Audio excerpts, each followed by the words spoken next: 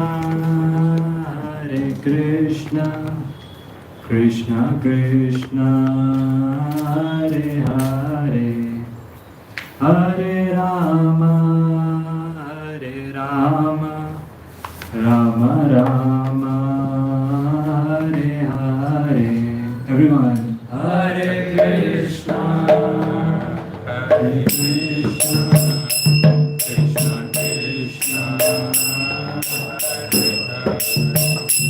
Hare Rama, Hare Rama,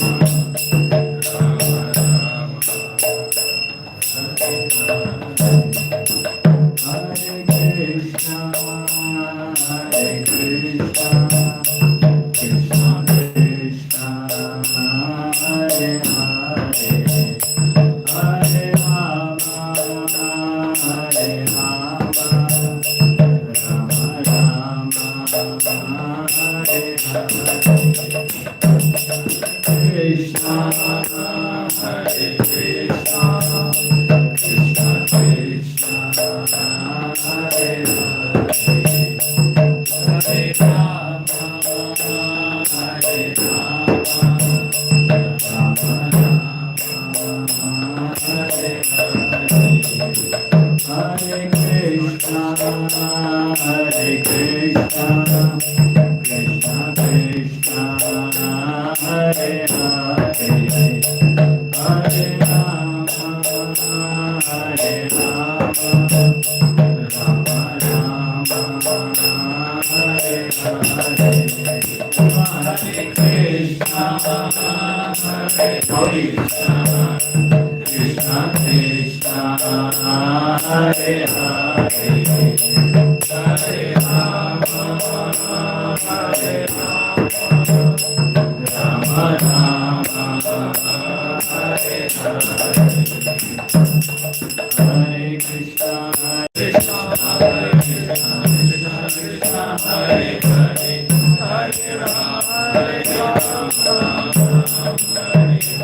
Hare Krishna, Hare Krishna, Krishna Krishna, Hare Hare, Hare Rama, Hare Rama, Rama Rama, Hare Hare, Hare Krishna, Krishna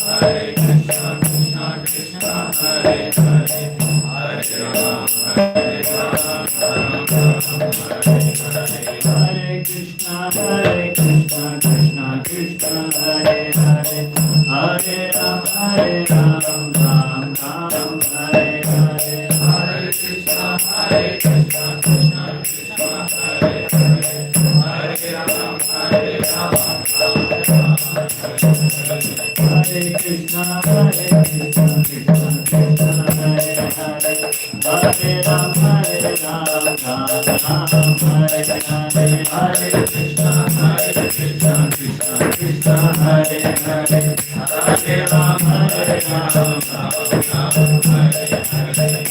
Krishna Krishna, Hare Hare, Hare Rama, Ram Hare Hare, Hare Krishna,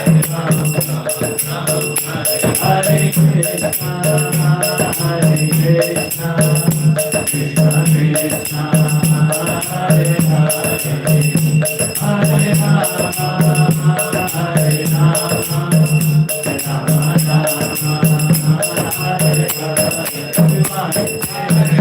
Hare Rama, Ram Hare Hare,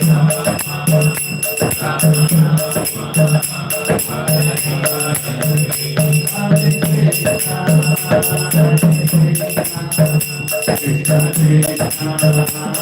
Krishna, Krishna Krishna, Hare Rama, Ram Hare Krishna, Hare Krishna, Krishna Krishna, Hare Hare, Hare Rama, Hare Rama, Rama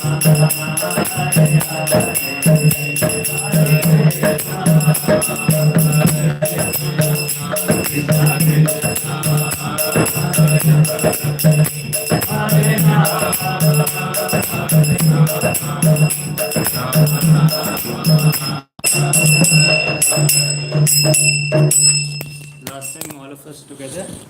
Hare Krishna, Hare Krishna, Krishna Krishna, Hare Hare Rama, Hare Rama, Rama Rama, Hare Hare. Hare Krishna. Thank you everyone for coming. So we'll start with the auspicious prayer. You can repeat after me. Om Namo Bhagavate Vasudevaya. Om Namo Bhagavate Vasudevaya. Om Namo Bhagavate Vasudevaya. Om Namo Bhagavate Vasudevaya. Om Namo Bhagavate Vasudevaya. Om Namo Bhagavate Vasudevaya. Om Ajnanatimirandhasya. Om Ajnanatimirandhasya.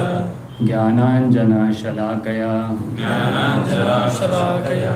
Chakshurunmilitam yena. Chakshurunmilitam yena. Tasmai Shri Gurave Namaha. Tasmai Shri Gurave Namaha. Namo Vishnupadaya. Namo Vishnupadaya. Krishna Prishtaya Bhutale. Krishna Prishtaya Bhutale. Srimate Bhakti Vedanta. Srimate Bhakti Vedanta. Swamin iti namine. Swamin iti namine. Namaste Saraswate Deve. Namaste Saraswate Deve. Gauravani Pracharine. Gauravani Pracharine.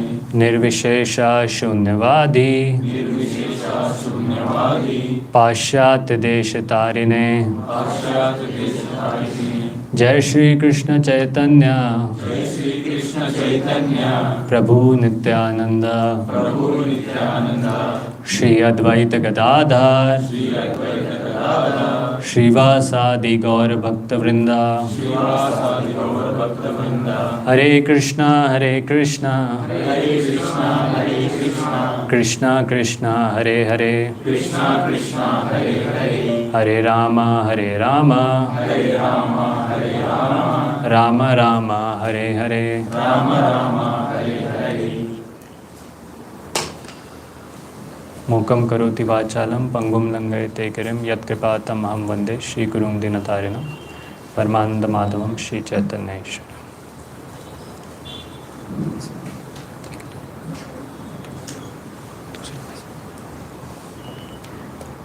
Welcome everyone. So we'll be discussing from this life manual. Hare Krishna. Thank you all for joining today. So we'd like to welcome His Grace Vaibhav Krishna Prabhu. So Prabhu is leading the ISKCON Young Men Forum, and he has done BTech from NIT Hamirpur, and he worked for various big MNCs like Goldman Sachs and Samsung. Currently he has done Bhakti Sastri Bhakti Vaibhav course, and he's doing college, conducting motivation programs in college also. Thank you. Thank you. So we'll be discussing from this very, very amazing scripture, the Bhagavad Gita, the life manual. And you'll see just by understanding this thing, so many things become clear in our life. So many things that are ambiguous, the path completely clears when we hear the Bhagavad Gita. So I may request everyone to come little forward, so that will be very helpful. We have few people here. You're able to hear me properly? Yeah. Am I audible? Yes. Yeah.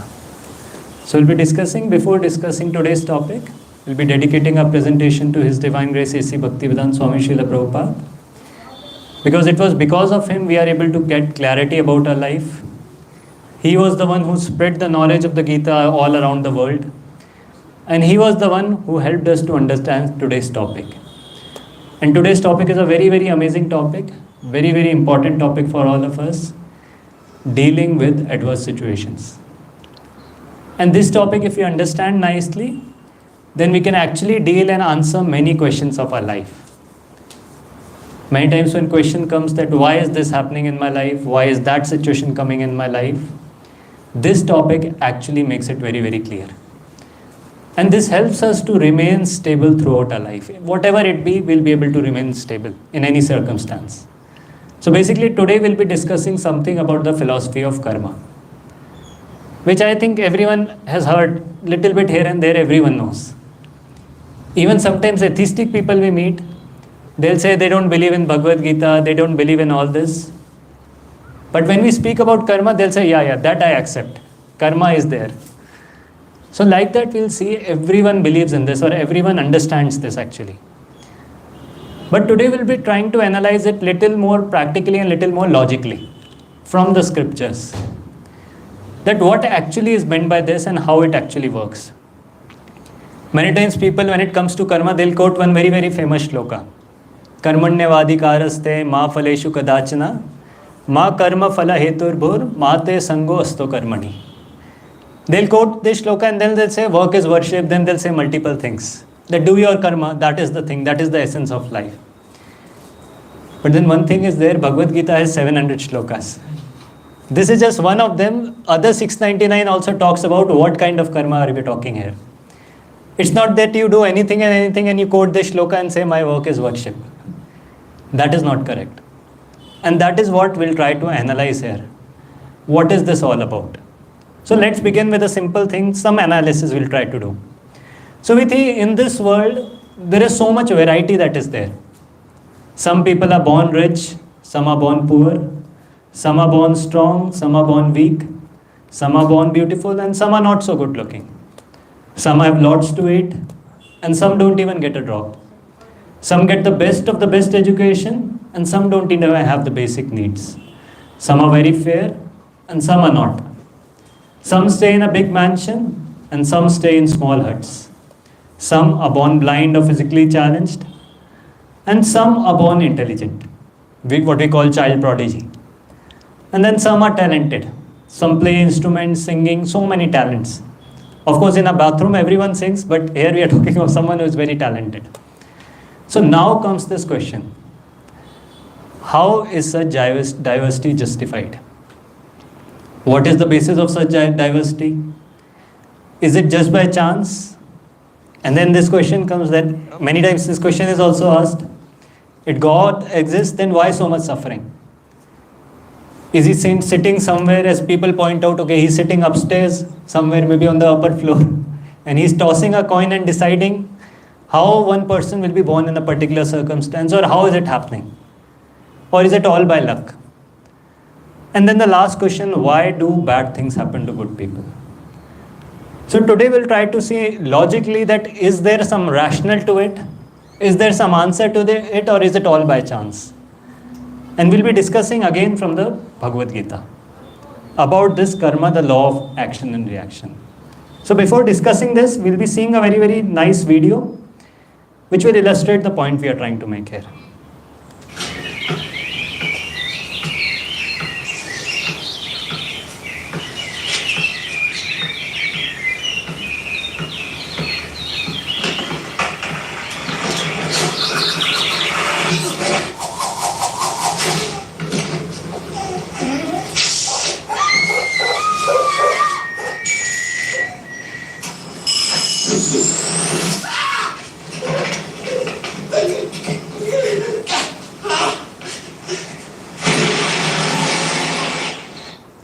I have a very, very illustrative video which makes the point very clear what we are trying to discuss, the definition of karma. And I found a very, very amazing definition of karma. It says, karma has no menu.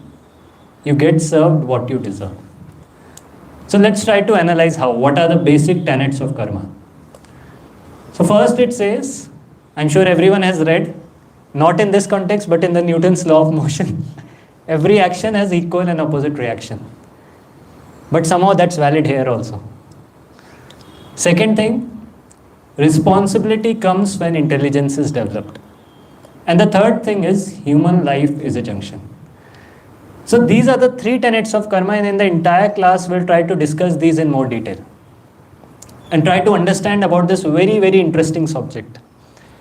And if you are attentive in this class, if you hear it nicely, you'll be able to go through many, many situations in your life in a very, very calm and peaceful way. Because this is what it is all about, or this is how we can deal with adverse situations.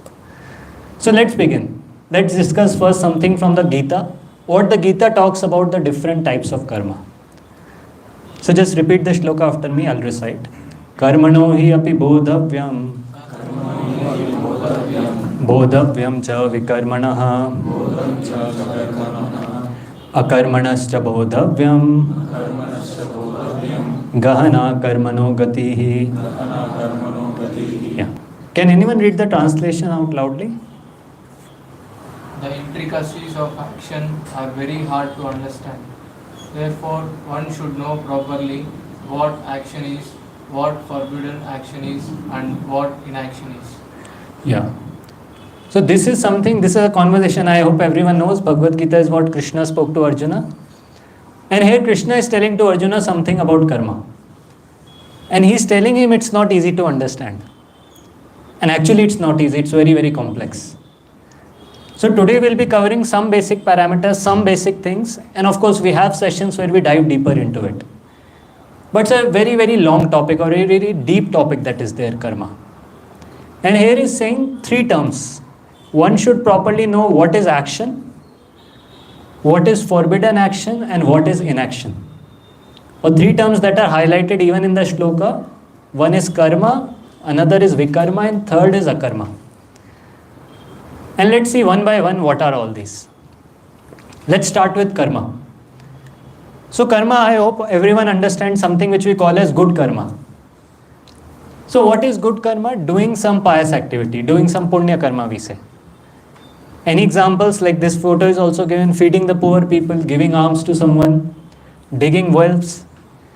So many things we can say which comes under this good karma.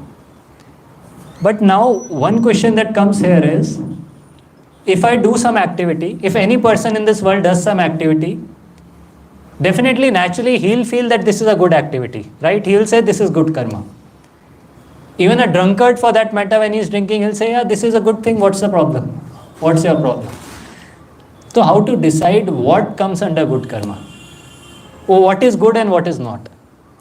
This is a very, very amazing question to understand. Because everyone you ask, whatever they say or whatever they are doing, they'll say it's correct, it's a good karma, and then they'll quote that shloka I mentioned, that work is worship, this is my work. What's your problem? So how do you think will we decide what actually is good karma, or what is the parameter to decide? Anyone has any idea, any clue to it? Because everyone can say, even a robber, a murderer can say that, okay, this is my duty, I'm doing my duty, what's your problem? Anyone can say like that. I remember one funny incident in this regard. So one of the devotees was sharing while he was in college. So he was from one of the colleges in Mumbai. So he used to come to such Gita classes.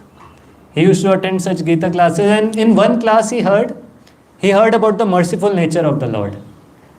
He heard that Lord is very, very merciful, and anyone who chants his names, even the most sinful person in this world, he will also get delivered. And he heard a class like that, this boy got very inspired. So he went back to his college, he went to his hostel. And he started searching, okay, let me deliver some person here, or let me find out who is the most sinful person in my hostel, or who is the most spoiled brat in my hostel, and I'll take him for the sessions and I'll deliver him also. He got inspired like that. So then he found out, he searched for one person who was completely gone into alcohol, drugs and so many things. And he said, come, I'll take you somewhere. And this person was, where do you want to take me? No, I'll take you for some sessions, you come, you'll also get benefited, come. And like that, I'll take you for some Gita sessions. And this person was like, what nonsense, I'm not interested in all this. I don't want to go. He said, no, you please come, at least once you come. So this person said, okay, on one condition I'll come. First I'll drink and then only I'll go. Without that I won't. So he said, no problem, whatever you want to do, and then you come. So then he somehow pulled his friend or pulled this person into there. He also came for the class. Now when he came for the class, the speaker, he was very, very happy that one more person has come. He started asking him various questions. Where are you from? What's your name? Now the friend who had brought this person, he was not letting him to speak. Because he knew if he speaks, then smell would come and the person would get to know what is happening here. So he was answering everything on his behalf. So like that the entire class went on, class happened. At the end the speaker asked that now who wants to take his personal set of beads and bead bags. So we all chant the holy names on beads and bead bags. So he just asked that who all wants to take it now. And now this person who had come for the class, who was drunk nicely, he raised his hands. I want to take. And the friend is asking, are you sure? He said, yeah, what's your problem? He's asking me, no, I'll take. So then he took the beads and bead bag. And next day this boy was sharing, or he was telling in a funny way. Next day he went to the hostel, beads in one hand, alcohol bottle in another, and then he's shouting to everyone, I've joined ISKCON. And then everyone is like laughing. So it was a very embarrassing situation for this person. And somehow it took a week to get those beads back. So anyways, why I was telling this is, the point is anyone can say that I'm doing good karma, or whatever we do, we feel it's good only, no one feels it's bad. So what is the benchmark to decide what is good and what is not? What do you think? Anything that comes to your mind in this? Simple thing, like let's say if there is a no parking symbol, you go there, you park your car, you say I don't believe in this. Who will be at loss? You will be at loss. If the police comes, they'll take your car away. Same way when it comes to these things, when it comes to good karma, the benchmark is the Vedic scriptures. They speak about what is good and what is bad, and they tell us what action needs to be done and what not. So now as we discuss, good karma, it leads to enjoyment. Now let's talk the other way around. What is bad karma or papa? So now we discuss the definition of good karma. What is in accordance with the Vedic scriptures? So then what is bad karma?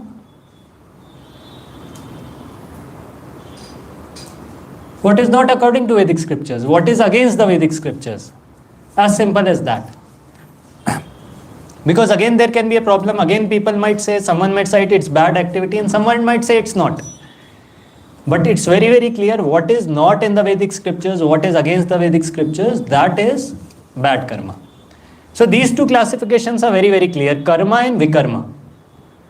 Now there were three terms we discussed. One was karma, one was vikarma, third one was akarma.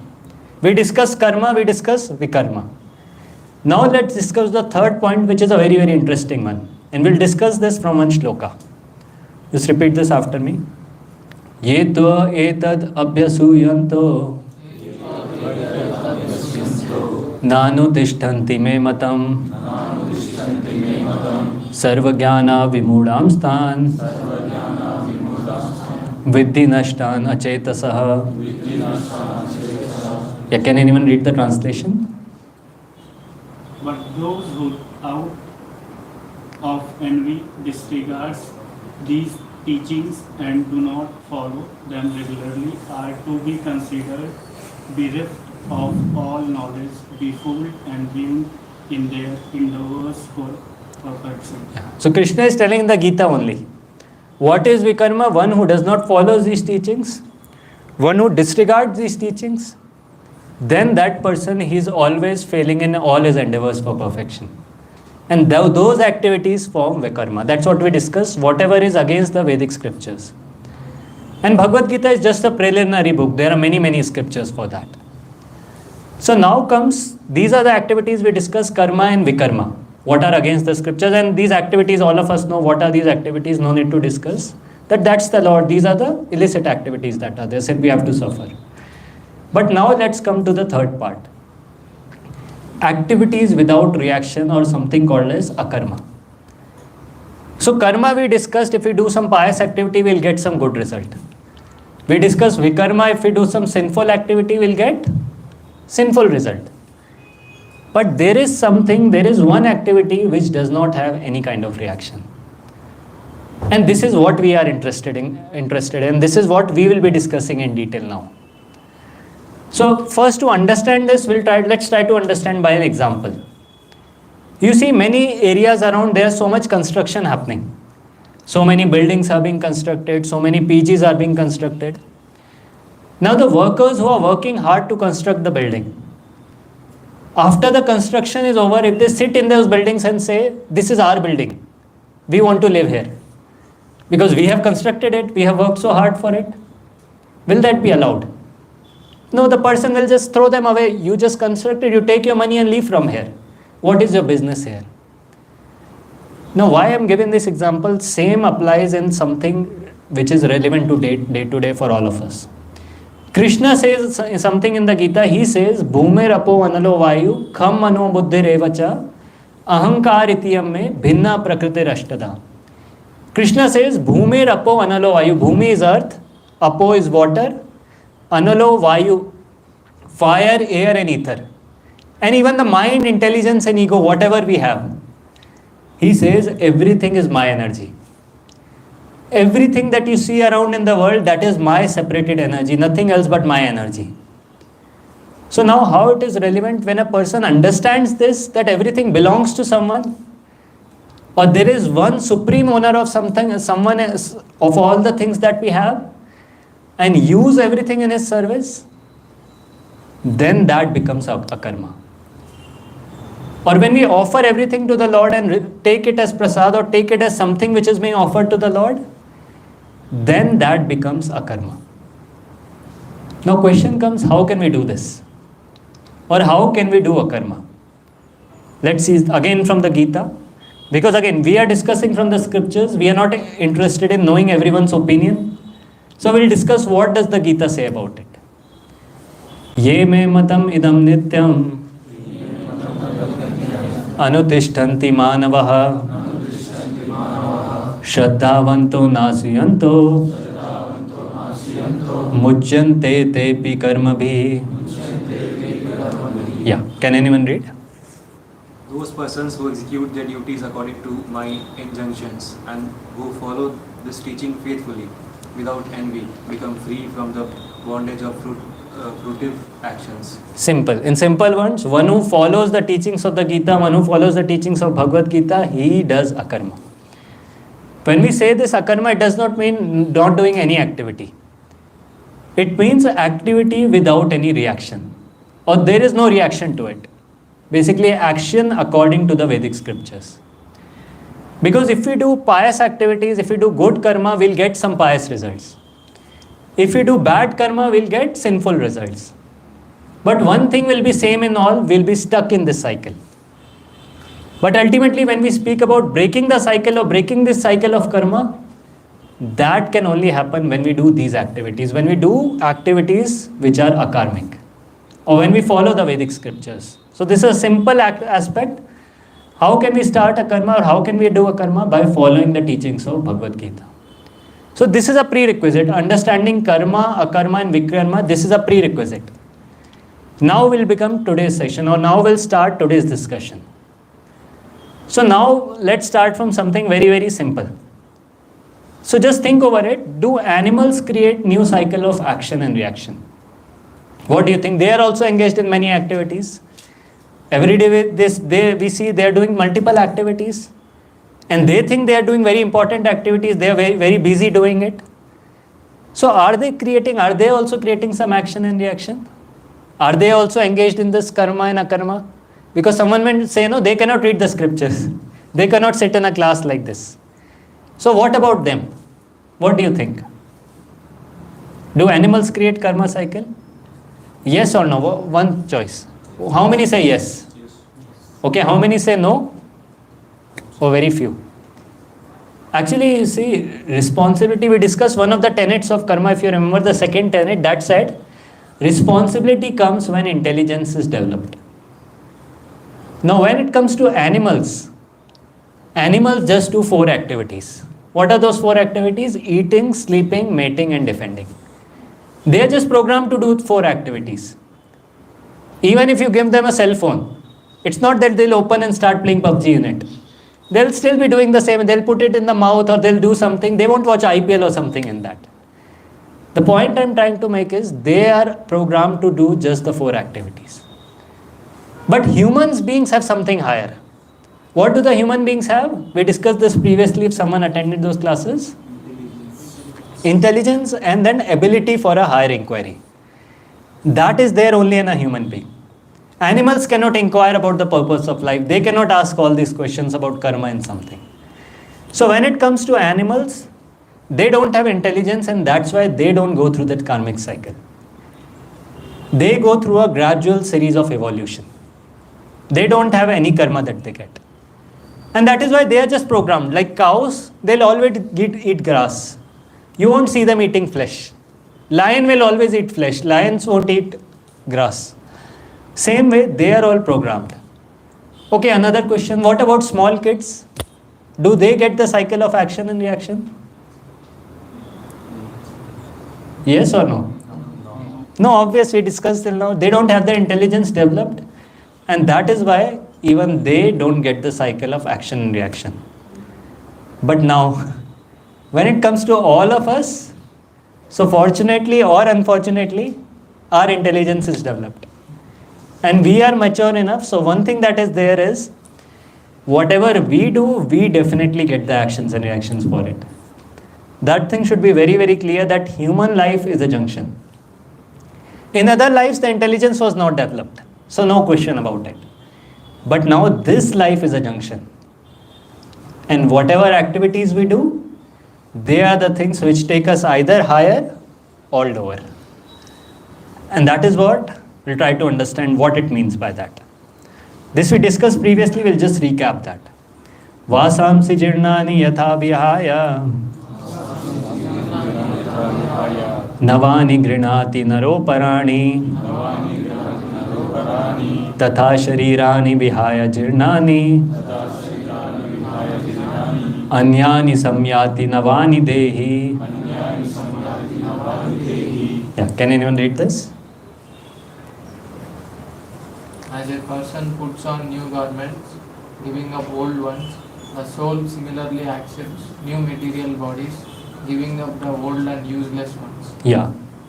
So we discuss human life is a junction. What happens after this? When the person dies, the soul accepts a new body. And on what basis that body will be decided? That will be decided based on our karma. Simple example to understand, there is something called as karma credits. Just like if you go for shopping, you buy a lots of items, you take it to the shopkeeper, you take it to the person, but you don't have enough credits in your wallet. Then will you be able to take everything? No, unfortunately, you'll have to keep some things back. Same way, our next life or what body we take next life is dependent based on how much credits we have. How much papa and punya credits we have. Now we are discussing about the soul taking the next body. Now question comes, what are the kinds of options we have? Because we want to know now what kinds of bodies we have which we can accept. So again a verse from the Vishnu Puran. Please repeat this after me. Jaljanav lakshani Stavara lakshvimshati Kramayo rudra sankhyaakaha Pakshinam dasalakshanam Trimshal lakshani pashavaha Chatur lakshani manushaha. So here this is a verse from the Vishnu Puran. We have quoted all these shlokas just to establish the authenticity. We are not discussing someone's opinion, or it's not my opinion we are discussing from the scriptures. Scriptures say, Vishnu Puran says there are 8,400,000 types of bodies. 8,400,000 types of bodies. And what are the different bodies given? Jalja Navalakshani. Jalja means in the water, aquatics. There are 9 lakh types of aquatics. Have you heard this before? You might have heard many types of aquatics, but have you heard this count? You see how perfect the Vedic scriptures are? Scientists are busy researching how many life forms are there, how many these are there, but Vedic scriptures is already given. There are 9 lakh kinds of aquatics that are there. Then it says Thavara Laksha Vimshati. Means there are 2 million non-moving living entities. What are those? Like trees, plants and all these. And so forth. Many others are given. Insects are given. Reptiles are given. Quadrupeds are given. Finally it says something very interesting. Chatur Lakshani Manusha. What it says? 4 lakh times of human beings. Now this is very difficult to understand. Either we can say one human beings, one species, that is Homo sapiens we call. Or either we can say the entire population, so many species. Why this 4 lakh term is used? What do you think is the differentiating factor here? Why this 4 lakh is used, that 4 lakh types of human beings? What do you think? How is it differentiated? Based on the hairstyles? Or based on the beard style, mustaches maybe? Something like that? How is it decided? I tell you, it decided based on the consciousness of the person. You see, once I was watching a documentary. They show many documentaries on these different TV serials. So in that documentary, they had gone to a very remote place. In the West, they had gone to a very remote place where hardly any communication was there. And there, that documentary was showing that all the human beings that were there, they were walking on 4 legs, it seems. All the human beings, they were accustomed to walking on both their hands and legs. And that part of the world was so remote, so isolated that these people didn't even knew that they can walk on 2 legs. Why I am giving this example? When it says 4 lakh human species, it talks about the consciousness of different living species. You'll see in different parts of the world, the consciousness is different. When it comes to tribal areas, their consciousness is very low. Very minute, very low. Just like animals. And same way, with time, as a person becomes more and more cultured, his consciousness increases. But unfortunately, nowadays, the culture is not there, the training is not there, and even most of the human beings we see, even in cities, well-read human beings, but they also have the same propensities as that of animals. There's no difference, hard to figure out. That's what is happening nowadays. But the point is, when it's mentioned 4 lakh, it talks about the different kinds of consciousness that are there. And when a person understands spirituality, when a person advances, his consciousness improves. Or he understands something higher about the purpose of life. He doesn't just remain in the 4 things of eating, sleeping, mating, and defending. So that is how this is decided. So now we discussed about that, how a person gets the next body based on his karma. And what are the kind of options that are there? Kya hai market mein? So many things are there in the market for us to choose. But can we choose ourselves, or how it is decided? Let's discuss again from the Bhagavad Gita what it says. Yam yam vapi smaran bhavam tajattante kalevaram tam tam eveti kaunteya sada tad bhava bhavita. Yeah, can anyone read?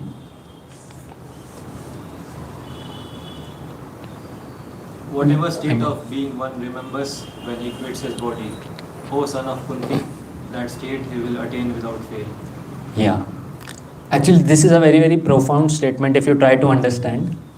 Simple example. Many times you have seen whatever we do in the entire day, that comes in our dreams. If we watch some movie very with too much attention, and sometimes we see the entire thing in our dreams. Same way, whatever has led or whatever has made some deep impressions in our mind, that is what we remember at the end of life. Simple example, there will be many things which might have happened in your childhood. Everyone might have gone through many incidences, many things in his childhood. But now if I say you close your eyes and you remember each and everything, will you be able to remember everything? Hardly. Maybe some few incidents here and there. But those incidents you will remember were the ones which left a deep mark in your mind. Correct? Maybe some incidents of your school when the teacher called you in front of everyone and slapped you nicely. Or maybe something like that. Or maybe when some beautiful girl came and asked you for some notes, or whatever it is. Some incidents will be deep marked in your memory. But we won't be able to remember everything. And it said that at the time of death, all those incidents are like a PowerPoint presentation that go in front of our eyes. All that goes in front of our eyes, and wherever our memory stops or wherever our attention stops, or whatever we remember out of that slide, that is what we attain in the next life. Or that is the kind of state we attain in the next life. Now question comes that this is a contradiction we are discussing. We discussed that based on our karma, it's decided what will be our next life. Here we are discussing whatever we remember at the end of life, that is what we get in the next life. So it's a seemingly contradiction thing that one thing is what you remember and one thing is whatever activities we do. So now how to resolve this contradiction? Or first of all, is it actually a contradiction? See, simple, as we already discussed. Jai Shri Shri Gandharvika Girdhari Shrimad Mahaprabhu ki Jai. As we already discussed, whatever we do throughout our life, that is what we'll remember at the end. Nothing else. That will be our karma. And then remembrance at the time of death, that will also be influenced by the action in the life. Say a simple example, like there is some person who stays in a very, very big palatial building, big, great building. And he is very much attached to this building even at the end of his life. But throughout his life, he has done very, very sinful activities. He has been a very, very sinful person. Then what do you think will happen in his next life? How will both the things get fulfilled? His attachment, his remembrance of that house at the time of death, and his sinful activities, how will both the things be merged? What do you think? Scriptures say he might get the body of a cockroach or something in the same house. So he'll remain in the same house, that attachment will continue, but not in the human form of body, because his karma doesn't support a human body. That's why I told this previously, this karma is a very, very intricate topic that is there. And there is no contradiction whatsoever anywhere. Throughout our life, whatever we do, that is what decides our future life. And many things are mentioned. Many things are in our life are said it's fixed. The number of breaths we are going to take, that is also fixed. As soon as we took our birth in this world or birth in this planet, the death date was also stamped. How much time we are going to live, that is decided. Scriptures say the amount of happiness we are going to get in this life, the amount of distress we are going to get in this life, everything is fixed.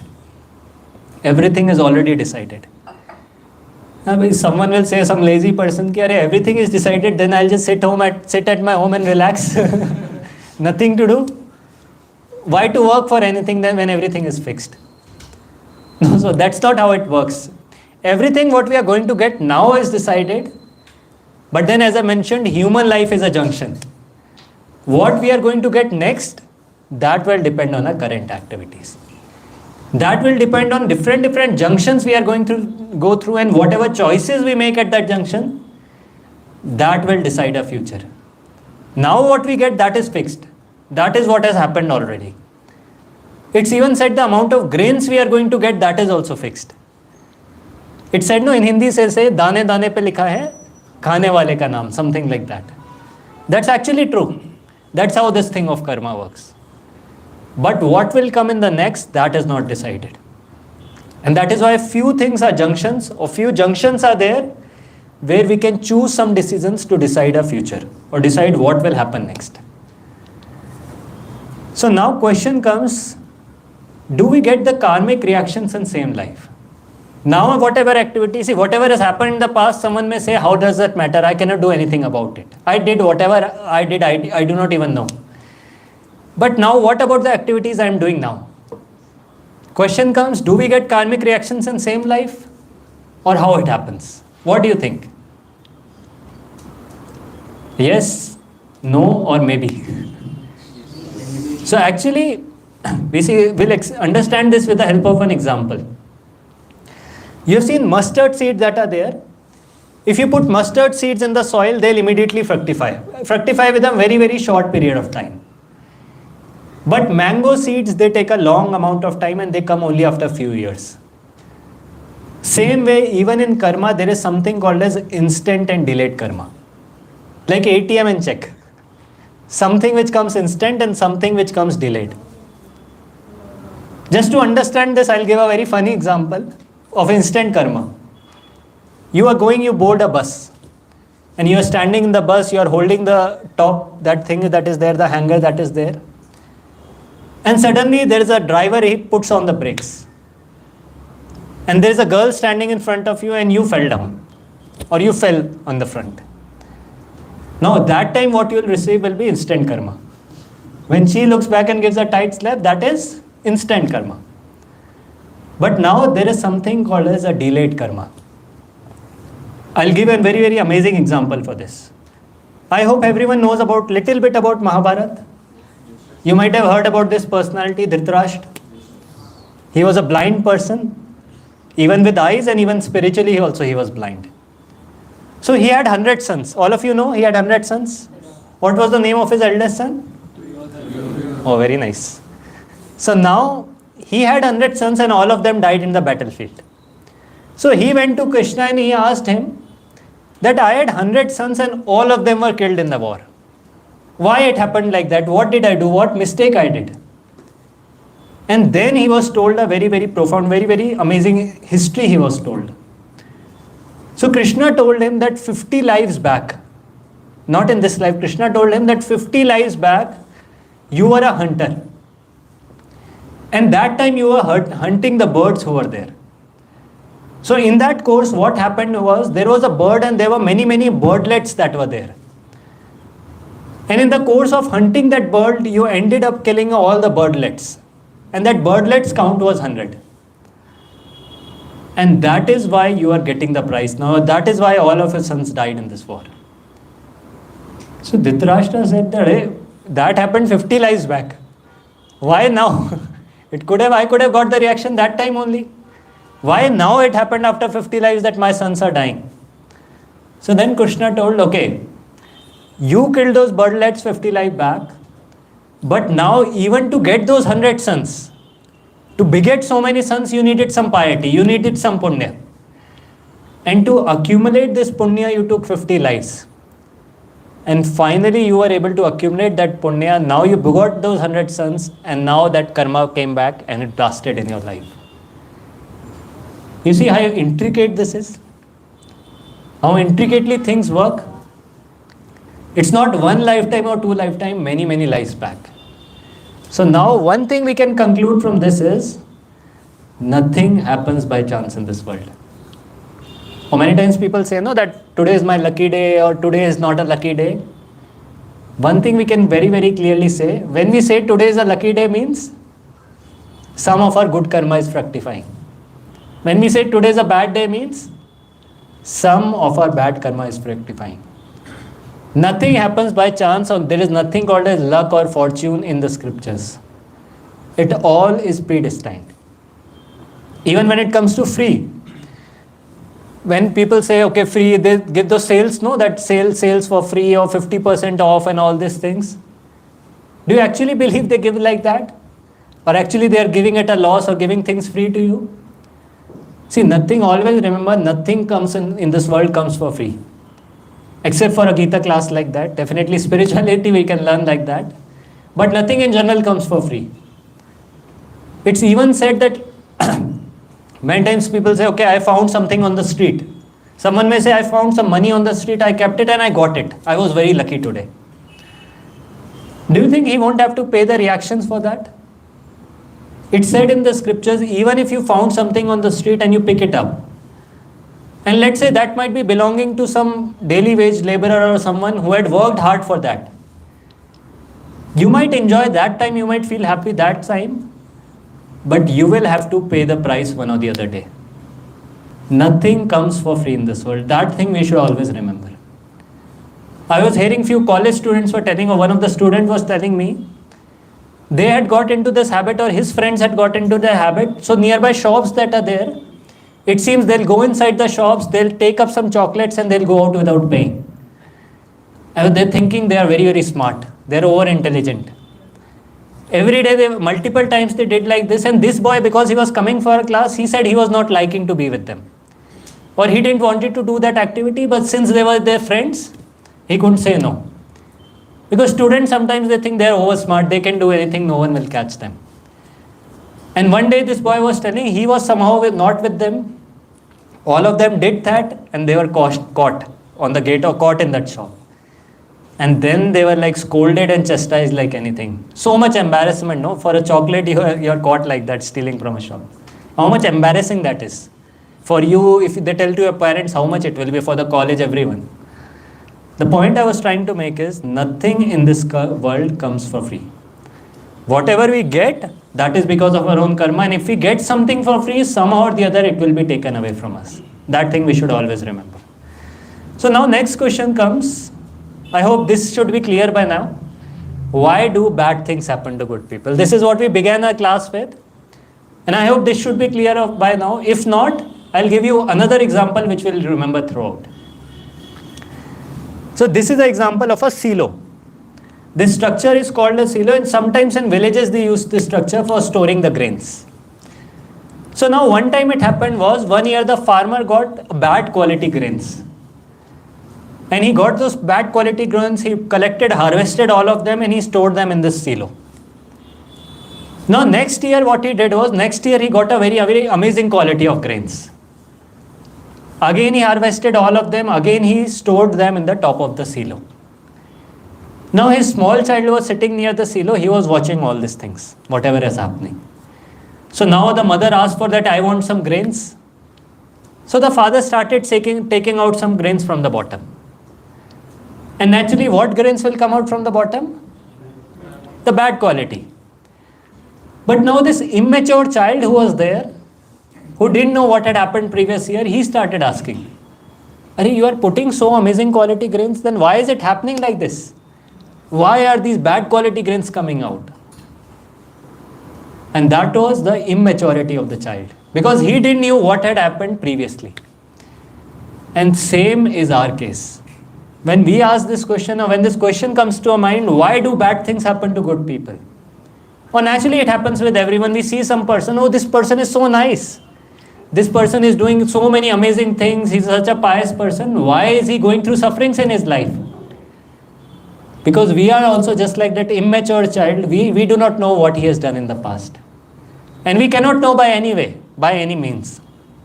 And that is why when we question like this, we should understand that it's our immaturity. Something or the other he might have only done in the past, and that is the reaction he's getting now. And that's why whenever immature people, they make the statements that why are sufferings coming, Lord is there or not, Bhagwan hai ki nahi hai, wo kyun nahi kuch kar rahe, and all these things. These are very immature things that are there. We should always know that even in this world, sometimes the Supreme Court judge can give a wrong judgment. But the court of the Lord will never give a wrong judgment. They never miss anything. Don't think that you are in the dark, alone in a room and no one is watching and you can do anything.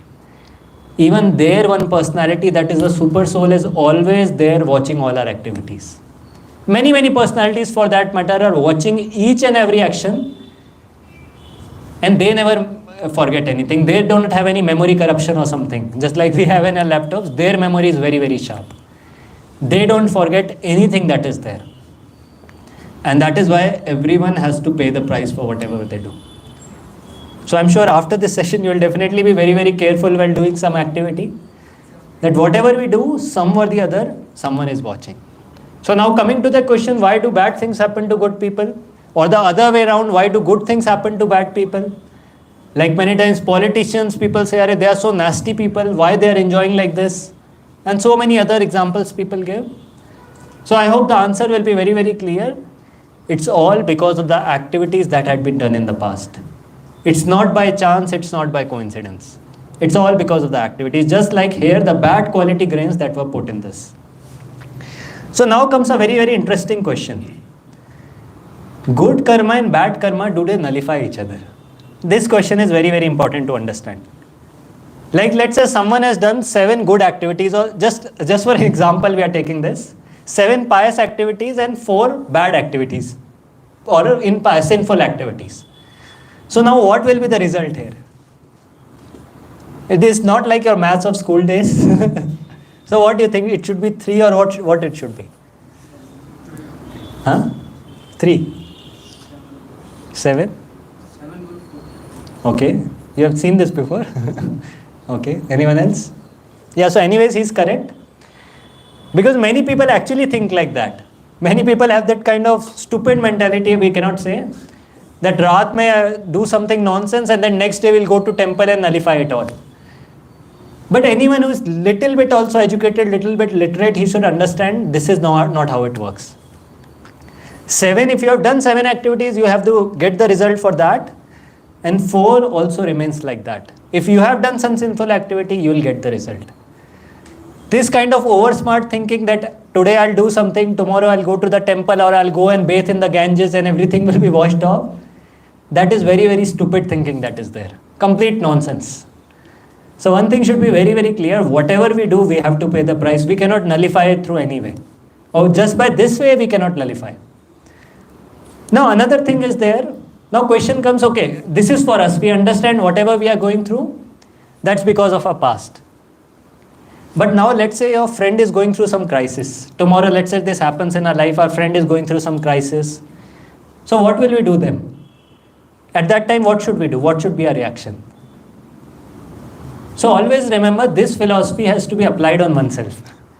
Tomorrow our friend is going to some crisis and we go and tell him, "Arey tera karma hai, bhugat isko." Or let's say our parents are going through something and we tell, "Arey aapka hi karma hai, bhugto isko." Not like that. This is for ourselves. When we are going through some crisis, we should understand this is something we have done in the past. But of course, for others, we have to sympathize, we have to console and hear whatever they have gone through. And try to help in whatever way we can.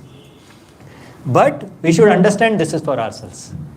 Now I'm sure one question which everyone might be thinking that we have done so many activities in the past. And we didn't know that someone is watching or we have to go suffer through it. So now what will happen? If I do some activity in ignorance, will I have to suffer the results or not? What do you think? Someone says yes, we have to suffer. Anyone is saying no? Okay, everyone saying yes. Let's see. So definitely, ignorance of law is not an excuse. You see, in modern times, most of the people, they are unaware of these laws of karma.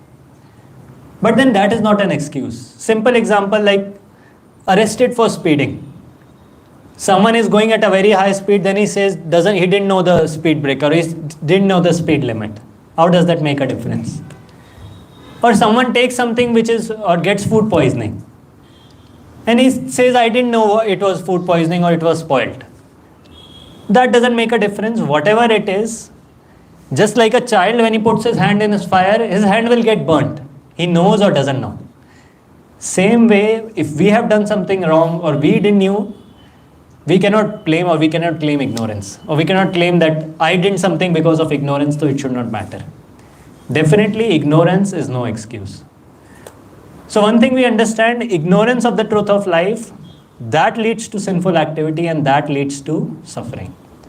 And that is why it said that human life is meant for understanding the purpose of life. It's not meant for living life in ignorance. And that is what Prabhupada writes, that human life being endowed with higher intelligence provides us an opportunity to become free from ignorance. And that's why we say, read Bhagavad Gita and come to light. Because we cannot give such excuse. Like a person, let's say he's traveling in the train for some first time. He goes in the train without buying a ticket. Because he didn't know. And then the TT comes and he starts telling him, I swear I didn't know. After Satya Harishchandra, it's me only. I'm the truthful person that is there. I didn't know this, we have to buy a ticket. So will the TT excuse him? No, doesn't it? TT will say, get lost from here. Same way, if someone says we knew or didn't know, whatever we have done in the past, we have to go through the reactions. And that is why it said that human form of life is meant to understand this higher purpose, and that is why we should read this life manual. Actually, if we see in India, everyone knows about this, everyone knows the Bhagavad Gita, everyone knows about the importance of Bhagavad Gita. People call it the life manual also. But the problem is, what's the problem? Time nahi hai padhne ka. We don't have time. We don't have resources. Whatever it is, books are available, but we don't have that kind of time to read and understand and apply in our lives. But then we cannot give the excuse just like this person who didn't know how to buy a ticket. If we did not follow, then we are the ones who have to pay the price. So now the question comes, the last point for today or the last slide for today. So then is there any way to modify the past reactions? I already mentioned you cannot be over smart, you do something wrong, go to temple and then just nullify it, something like that. That was not possible. But is there any way then we can modify? Because if there is no way, then there is no point of this class. Then it's just a what you call pessimistic class that is there. So what do you think? Is there some way? Definitely yes, and that's what the Gita talks about. Recite the shloka after me. Buddhi yokta jahatiha उभय सुकृत दुष्कृते तस्माद् योगाय युज्यस्व योगा कर्म सुकौशलम. Yeah, can anyone read this? A man engaged in devotional service rids himself of both good and bad reactions even in this life. Therefore, strive for yoga, which is the art of all work. Yeah. So one thing always remember, as I mentioned in the beginning, when we take up to spiritual life and whatever activities we do in spiritual life, be it the chanting of the Hare Krishna Mahamantra that we focus so much on, be it hearing such a class in such a spiritual atmosphere, hearing something from the Bhagavad Gita, be it offering a flower to the Lord, be it seeing the Aarti of the Lord, or be it, let's say for just for that matter, even dancing for the pleasure of the Lord. Each and every spiritual activity we do, all the things of the past are nullified. Or when we strive for this yoga, when we strive for spiritual activity, then everything that is there is nullified. And this is the concession in Bhagavad Gita. When people say, I do not know, I have committed so many sins, there is no hope for me, this and that. No, there is hope for everyone. Provided he wants to take up. Provided he wants to give up those activities and he wants to take the correct path, there is hope for each and everyone. And that is what is mentioned, that a person becomes a pure personality. And someone may say, what is the proof for this? Proof kya hai iska? We have the proof of our own founder, Acharya, His Divine Grace Srila Prabhupada, who preached not in India, but he went to the West. West, where all those people who are hippies. Hippies means completely outcast people engaged in all kinds of nonsense activities. Drugs, this and that, whatever. And such people, when they sincerely took up to the spiritual practices, they became purified. Or they became great personalities, gave up those bad habits just by taking up to this chanting of the Hare Krishna Mahamantra. Just by taking up to spiritual life, they started living a pure life and gave up all the activities. And that is why we say there is hope for all of us, but that is when we take up to the process very, very nicely. And the most important activity in the entire process, that is chanting of the Hare Krishna Mahamantra. So very, very important, at least 10 minutes, some time of the day we should spend in a day chanting the Hare Krishna Mahamantra. Best is on beats. And then other time we can spend watching some videos. We are sharing on the group Shloka a day videos. We have the videos of the entire Gita recorded in short 10 minutes, every Shloka of the Gita. If you spend your time, even little bit of your time in these spiritual activities, you'll see slowly and steadily you will make advancement on this path. And one day, as it's mentioned here, we will be able to get rid of all the reactions that are there. And then when this happens, when we advance nicely in spiritual life, then naturally we can deal with any kind of adverse situation in life. So this was the topic for today, dealing with adverse situation. Our entire talk was based on this. And finally coming to this last part, 3 things that are there whenever we go through any adverse situation in our life. First thing, accept the fact. We have only done something in the past, something has been done by us, and that is why we are going through it. Because generally what we do when suffering comes, we start putting on others. Because of him I am suffering. Because of that person I am suffering, and then if no one is there, because of him I am suffering. Something, somewhere we have to put the blame. But then simple fact that it's us, we are suffering because of our own past activities. There is no one else to put the blame on. Second thing, with every suffering, the burden of sin reduces.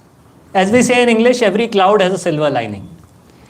With everything we go through in our life, we should always remember, even if there is a tough phase in our life, we are just reducing the burdens of sin or burden of reactions that are there. And with time it will go away, good things will also come. And that is why that time we should not be too much affected by that. Somehow or the other we should just let it go. And feel happy that my sinful reactions are getting burnt. And the third things, go deeper in spiritual life. Of course, this is the most important aspect. If ultimately we go deeper in spiritual life, we'll always remember this will wipe out everything.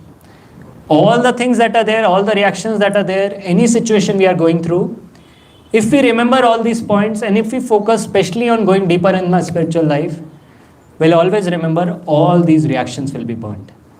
and will become more and more stable in our life, to be able to face any kinds of situations in our life. And first time I still remember, it was 6 years back when I was there, when I was working in corporate, and I had attended this session. First time, just like all of you, I was also here. And I was going through a tough phase. I had gone through a good phase in my life, tough phase was going on, and I was able to connect with this. Many good things happened in my life which I did not even strive for. I did not strive for that, and still I got many amazing things. And then there were some tough phases also. Again, I did not endeavor, but they also came. But when I actually attended the session, I was able to connect a lot. And I was able to see things in proper perspective. And you'll see, literally it helped me, or literally it brought amazing transformation in my own life. And if you actually take this session seriously, take these teachings seriously, you'll see, years later, you'll be able to see a transformation in your own lives. Because this thing will be applicable in each and every phase of your life. Everyone will go through high phases in his life. Everyone will go through low phases in his life. But as the Gita says, if in all the phases, if you remember, this is just a past karma and we are meant for something higher, then we can actually remain stable in our life and strive for something higher. Otherwise, just like a pendulum, sometimes up, sometimes down, that is what our nature. When good things are happening, we are very on the sky. When some problem comes, we just go down. But if we actually want to become equipoised, remain stable, we should always remember these three things. So with this, I would like to pause here. Just 3 practices for quick spiritual advancement, as we already mentioned.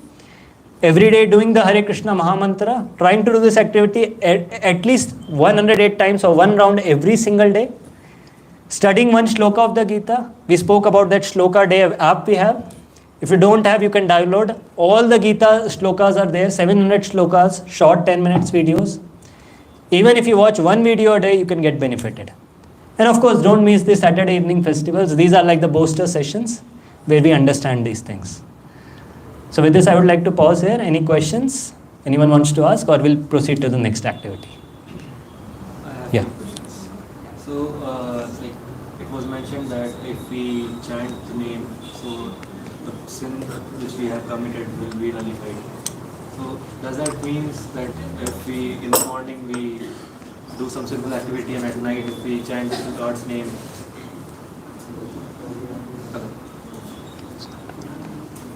No problem, you can continue like that. So does that mean like it will nullify our sins which we have committed on the same day? Yeah, very nice question he has asked. Same question I pointed out in the class also. If we do this activity and someone says, okay, I do sinful activity also together, so then will it work like that or something like that? So answer, I'll tell you the actual answer to that. See, when we do punya, you get some pious reactions. When you do papa, you get sinful reactions. But if someone does akarma, or with what we call as bhakti, and on this, even after doing this, he'd commit some sinful activities, then he'll get even 100 times more sinful reaction. He'll suffer like anything. So that there is no what you call gap here, that you do this activity and you do sinful activities, you'll get something. Definitely you have to give up your sinful activities and then start this practice, or at least even if you can't give up, you have to take up to this practice and with time aspire to give up all the sinful activities. Otherwise it won't work. That is definitely but obvious. That thing we should be clear, because in India many people have this doubt. That's what they think. That's why they commit so many nonsense activities and then they'll proclaim to be very religious people. But this never works like this. At least educated people should know that this is not how it works. You have to give up with time sinful activities. That is definitely there. Yeah. Anything else? Yeah, I have one more question. Yeah. So as you mentioned that everything is predestined. So whatever sins we have done or whatever good karma we have done in our past lives, that will benefit us or it will harm us in this life. So does that mean shouldn't we struggle for a good life, to achieve a good life? No, definitely, as I mentioned, everything we are getting now is destined, but this life is a junction. And we have choices in this life that we have to make definitely. Otherwise, there is no meaning to karma cycle. It's a cycle. Whatever we have done in the past, we get now. Whatever we do now, that makes our future. So definitely, some things are fixed. Like for example, a simple example I can give in this regard, the family which we are born in. No matter whatever you do, you cannot change it. That is one of the karma. We are born in some family, someone takes birth in a millionaire's house. That's what we discussed in the beginning, right? That is all something which is fixed. But there are many things that based on our activities we can change also. That is why this is a junction, but the choices have to be we have to be intelligent while making the choices. If we are not, we are just stuck in this cycle. That way.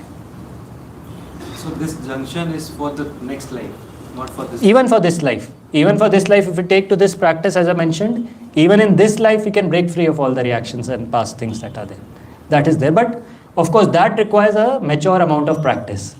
Not just by one day or one thing, it requires some good amount of practice. Even in this life, we can get there. Definitely. That is the hope. That is there. Yeah. Anyone else wants to ask? Yeah.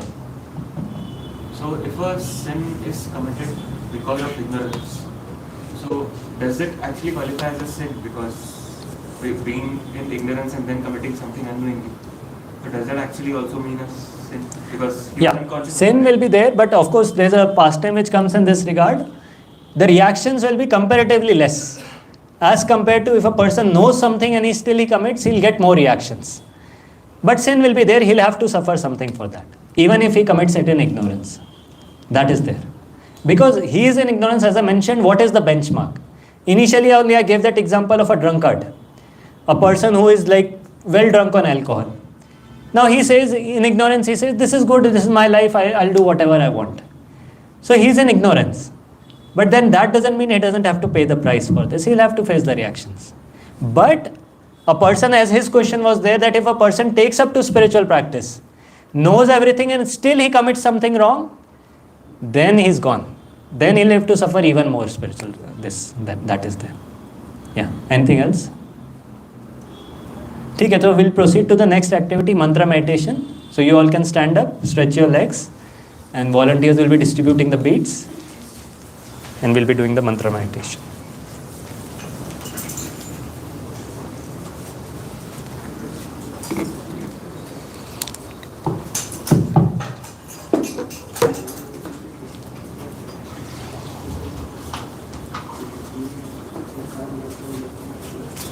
Lights.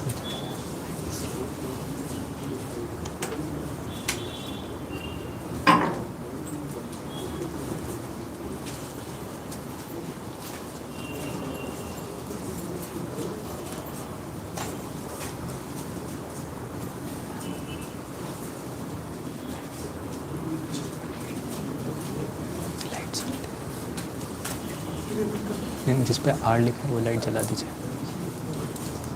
Are जिस पे लिखा है, हाँ, और ये बंद कर दीजिए रिकॉर्डिंग.